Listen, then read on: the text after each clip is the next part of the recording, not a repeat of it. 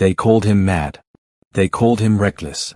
They said no general in history had ever done what Sherman was about to do: cut himself off from every supply line, abandon all conventional rules of war, and march 60,000 men straight into the heart of the enemy. The Confederates laughed. Then they watched everything they had built burn. They laughed at Sherman's tactics, then watched their entire army get destroyed. A 30 to 35-minute narrative. The man they called mad. In the autumn of 1861, a rumor spread through Washington's drawing rooms and officer messes with the speed of a cavalry dispatch. The rumor was not about a Confederate victory, a Union defeat, or a dramatic battle. It was about one of their own generals, a red-haired, gaunt, restless man named William Tecumseh Sherman. The rumor said he had lost his mind. Newspaper reporters, never shy about sharpening a blade against a man's reputation, were particularly savage. The Cincinnati Commercial printed a headline that echoed across the nation: General William T. Sherman insane. The story described a man who paced his quarters at night, muttering to himself, staring into distances that no one else could see. He had reportedly told Secretary of War Simon Cameron that holding Kentucky would require 200,000 men, a number so astronomical that officials laughed him out of the room. He was transferred, sidelined, quietly shuffled away from command as if madness were contagious. But William Tecumseh Sherman was not mad. He was simply, in a way that 1861 could not yet comprehend, right. He was born in Lancaster, Ohio, in February 1820, the sixth of 11 children. His father, a successful lawyer and judge, died when William was just 9 years old, leaving the family in poverty. Young William was taken in and raised by Thomas Ewing, a powerful Ohio senator and future U.S. Secretary of State. It was Ewing who secured him an appointment to West Point, where Sherman graduated sixth in his class of 1840, brilliant, but not quite brilliant enough for the glory assignments. He served in Florida during the Seminole Wars, he served in California during the Mexican-American War, but he missed the pivotal battles, the moments that made careers. He was always nearby and never quite at the center. He left the military, tried banking in San Francisco, tried law in Kansas, tried various civilian lives, and failed at all of them. Not through stupidity, but through a mind that was too expansive, too restless, too uncomfortable in the ordinary rhythms of peacetime commerce. He became superintendent of the Louisiana Military Seminary in 1860, where he was beloved by his cadets and respected by Southern gentlemen who did not yet know him as their enemy. When secession came, Sherman wept. He genuinely loved the South, its landscapes, its people, many of his friends. He tried to explain to his Louisiana colleagues, with an eerie precision that would prove prophetic, exactly what war would mean. He told them, "You people of the South don't know what you are doing. This country will be drenched in blood, and God only knows how it will end.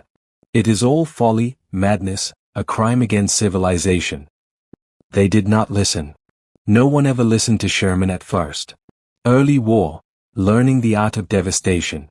The Civil War broke out in April 1861, and Sherman returned to Union service. He fought at the First Battle of Bull Run, where the Union Army collapsed in chaotic retreat, and Sherman, commanding a brigade, showed coolness and competence that earned him notice. He was promoted to brigadier general.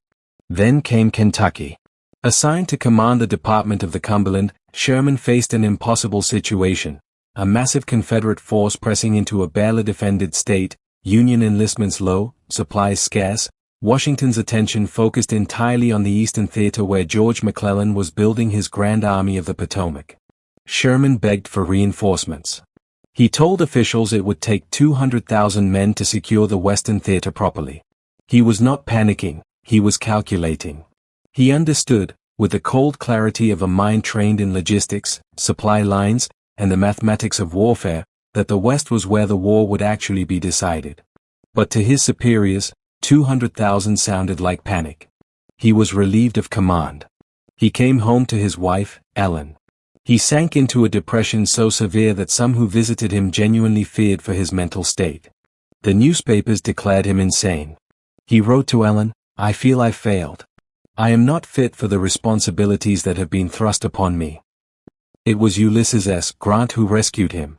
Grant, a man equally underestimated, equally dismissed by the establishment, saw in Sherman what others could not, a ferocious, methodical, deeply original military intellect. Grant gave Sherman a division under his command, and at the Battle of Shiloh in April 1862, Sherman fought with a ferocity that silenced his critics. He was wounded twice. 4 horses were shot from under him. He was everywhere, composing under fire, rallying broken regiments, holding his line through 2 of the most brutal days of the entire war. After Shiloh, Grant wrote something about Sherman that would become one of the war's defining verdicts on the man. I knew that whatever Sherman undertook, he would accomplish. The 2 men became inseparable as military partners, Grant the hammer, Sherman the scalpel. Together they developed an evolving philosophy of war that would eventually shatter the Confederacy not through one great decisive battle, but through systematic, relentless destruction of everything that made the Confederate war machine function. Sherman began his education in this new kind of warfare during the Vicksburg Campaign of 1863, serving under Grant as a corps commander. Here he watched Grant do something extraordinary and terrifying.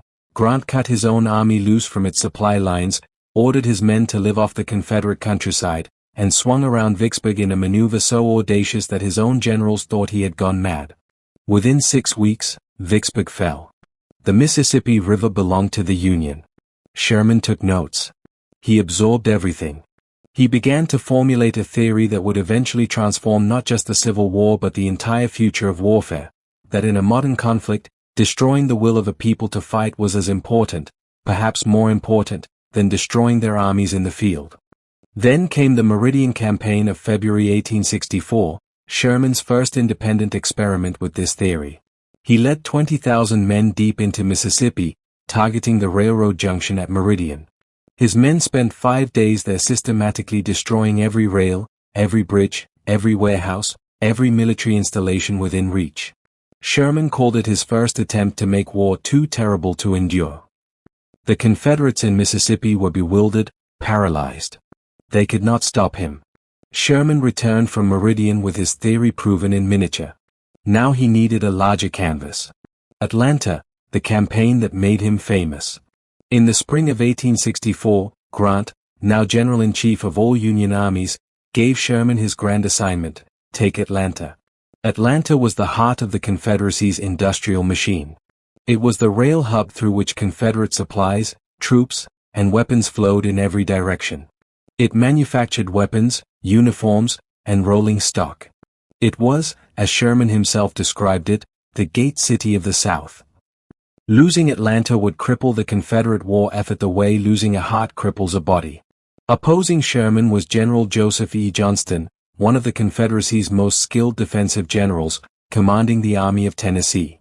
Johnston was clever, patient, and utterly unwilling to give Sherman the head-on battle that might destroy him. He fortified every ridge, every creek, every natural obstacle between Dalton and Atlanta, daring Sherman to hurl his men against well-prepared Confederate positions. Sherman refused to take the bait.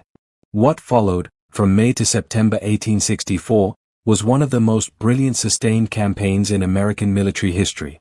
Rather than attacking Johnston's fortified lines frontally, Sherman repeatedly executed flanking maneuvers, swinging wide around Johnston's positions, threatening his supply lines, forcing Johnston to retreat or be cut off. Again and again, Johnston fell back. Again and again, Sherman outmaneuvered him. Confederate President Jefferson Davis, furious at Johnston's refusal to fight, replaced him in July with the aggressive John Bell Hood, a general more willing to attack. Hood attacked. Repeatedly. Ferociously. At the Battle of Atlanta, the Battle of Ezra Church, the Battle of Jonesboro, Hood threw his Army of Tennessee against Sherman's fortifications and was repulsed with catastrophic losses each time. Sherman, fighting on his terms, with terrain and logistics as his weapons, bled Hood's army white. On September 2, 1864, Atlanta fell. The news electrified the North. Lincoln, facing a brutal re-election campaign against a peace platform that might end the war on Confederate terms, was transformed overnight from a likely loser to a certain winner. Sherman had saved not just a city, he had saved the presidency, the war, and arguably the Union itself. But Sherman was already thinking beyond Atlanta. He was looking at a map. He was looking at Savannah, 285 miles to the southeast, on the Atlantic Ocean. And he was formulating a plan that would make every military thinker in the world question his sanity all over again. The plan, they said, would fail.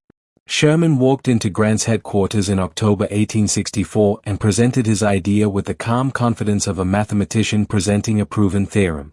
He would take 60,000 of his best men. He would leave Hood's Confederate army, still dangerous, still capable of causing enormous damage, entirely in his rear. He would cut every supply line connecting his army to Union-controlled territory.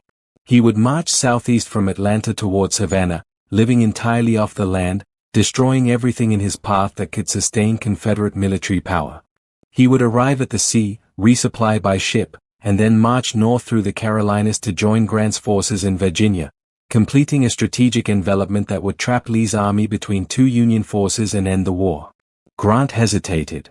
Even Grant, who had himself cut his supply lines at Vicksburg, was troubled by the scale of what Sherman proposed. If the march failed, if Hood swung north and cut off Sherman's escape, if Georgia's Confederates rallied and trapped his army in hostile territory, if the foraging proved insufficient to feed 60,000 men, the result could be catastrophic. The war's greatest army might be destroyed. Sherman was unmoved. He sent Grant a telegram that became one of the most famous dispatches in military history: "I can make the march, and make Georgia howl." Grant approved it. When Hood's movements threatened Nashville, Sherman sent 2 corps north under General George Thomas to deal with him, coolly calculating that Thomas would handle Hood while Sherman marched in the opposite direction. Confederate leaders were astonished. What general in the world would divide his army in the face of the enemy and march away? What general would deliberately sever every supply line? Jefferson Davis, certain that Sherman had made a fatal blunder, told Southern newspapers that Sherman's move was suicide. He urged Georgia's citizens to harass the Union columns, poison wells, burn fields, slow the march by every means available. He predicted that Sherman would find Georgia an insurmountable trap. On November 15, 1864, Sherman stood on a hill outside Atlanta and watched it burn behind him. The military infrastructure he had ordered destroyed, the railroads, the factories, the warehouses, erupted in smoke and flame. Some of the fires spread further than ordered, and by morning much of Atlanta was ash. Sherman turned away. He did not look back. The march begins. 60,000 men set the South on fire. The army that marched out of Atlanta was a remarkable instrument of war. 60,000 veterans, hardened by 3 years of combat, self-reliant and confident in a way that only soldiers who have repeatedly won can be. Sherman divided them into 2 wings under Generals Henry Slocum and Oliver Howard, marching on parallel routes 20 to 40 miles apart. This served 2 purposes. It spread the foraging range wider, ensuring enough food for the massive column, and it kept Confederate defenders guessing about Sherman's true objective. Every morning, teams of foragers, called bummers by the soldiers themselves, rode out ahead of and to the flanks of the main columns on horses, mules, and whatever else they could find. They fanned across the Georgia countryside like a human net, sweeping farms, plantations, smokehouses, barns, and fields of everything edible. Chickens, cattle, hogs, corn, sweet potatoes, molasses, everything was taken or destroyed. The bummers became legendary figures, half comic, half terrifying, racing each other back to the columns in the evenings with absurd piles of plunder balanced on saddles. Sherman's Special Field Order No. 120 laid out explicit rules. Soldiers were not to enter private dwellings without orders. They were to take food and draft animals from the wealthy rather than the poor. They were to destroy railroads, warehouses, and military infrastructure, but to limit destruction of private homes. In practice, these rules were followed imperfectly. Some units were disciplined and professional. Others were not. And regardless of official policy, the very presence of 60,000 armed men consuming everything in their path was devastation enough. The railroad destruction was systematic and total. Sherman's engineers had devised a method that terrified Confederate officials. Troops would pry up the iron rails, stack them on bonfires of wooden cross ties, and then, when the rails were red hot, wrap them around trees and telegraph poles. These twisted remnants, grotesque, useless spirals of metal, became known across the South as Sherman's neckties. Hundreds of miles of Confederate railroad became sculpture. Confederate resistance was minimal and largely futile. General William Hardee commanded the few forces available to oppose Sherman, but with barely 13,000 ragged, dispirited troops against 60,000 veterans, he could do little more than delay and annoy. He could not stop the march. He could not even slow it significantly. The Georgia countryside erupted in panic. Plantation owners fled ahead of the columns, loading wagons with valuables. Enslaved men and women, by the thousands, streamed to the Union columns, following the army in enormous crowds, the walking, breathing proof that Sherman's march was not just a military campaign but a social revolution. Sherman, whose personal views on race were complicated and often uncomfortable by modern standards, had to contend with the flood of freed people following his army. The army could not feed or protect them all, and one of the march's darkest episodes occurred when Union General Jefferson C. Davis ordered a pontoon bridge across Ebenezer Creek removed before the freed people could cross, trapping hundreds in the path of Confederate cavalry. The horror of that episode would shadow the march's legacy for generations. But the march moved on. Inexorable. Unstoppable. Milledgeville and the mockery of the Confederacy. On November 22, 1864, Sherman's army arrived at Milledgeville, the capital of Georgia. No Confederate army stood to defend it. The state legislature had fled in such panicked haste that members abandoned unfinished debates and half-drafted bills on their desks. The governor's mansion was hastily evacuated. The state army was empty, its weapons already shipped away. Prisoners in the state penitentiary, 175 of them, were offered their freedom in exchange for military service. Most accepted. Some celebrated their liberation by burning the penitentiary itself. Sherman's men entered Milledgeville with a theatrical flair that was part genuine celebration and part psychological warfare. Union soldiers broke into the state capitol building and staged a mock legislative session, solemnly voting to return Georgia to the Union. They helped themselves to whatever food, livestock, and supplies the hastily departed state government had left behind. The city's citizens watched in silent fury as their capital was occupied by men who treated it as a joke. It was not entirely a joke. Sherman understood the psychological dimension of his march as clearly as its military one. Every burning railroad, every emptied smokehouse, every panic-stricken plantation told the Confederate people a message their government could not refute. We are here. We go where we want. You cannot stop us. Your government cannot protect you. Desertion rates in the Confederate Army of Northern Virginia began to climb as word of the march reached Virginia. Confederate soldiers received letters from home describing the devastation. Husbands and fathers who had been holding the trenches at Petersburg began slipping away in the night to return to Georgia, to protect families that their government had clearly failed to protect. Robert E. Lee, trapped in his Petersburg siege, watched his army disintegrate one deserter at a time. Savannah, a Christmas present for Lincoln. By early December 1864, Sherman's two wings were converging on Savannah, the beautiful, Spanish moss-draped port city at the mouth of the Savannah River.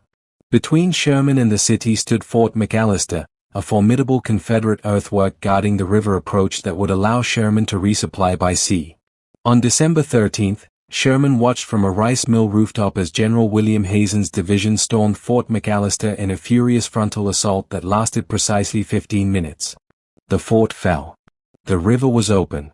Within days, Union supply ships had reached Sherman's army, replenishing ammunition and confirming that the march had succeeded. General Hardee, commanding Savannah's small garrison, realized his position was hopeless.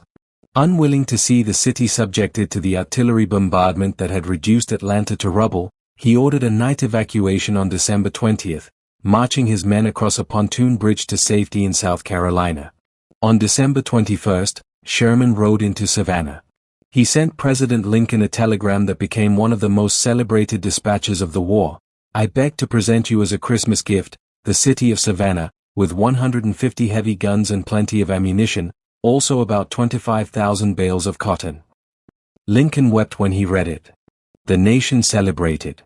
The march to the sea had covered 285 miles in 36 days, had destroyed an estimated $100 million in Confederate property, had disrupted hundreds of miles of railroad, and had demonstrated to the world, and more importantly to the Confederate people, that the Southern nation could not defend its own heartland.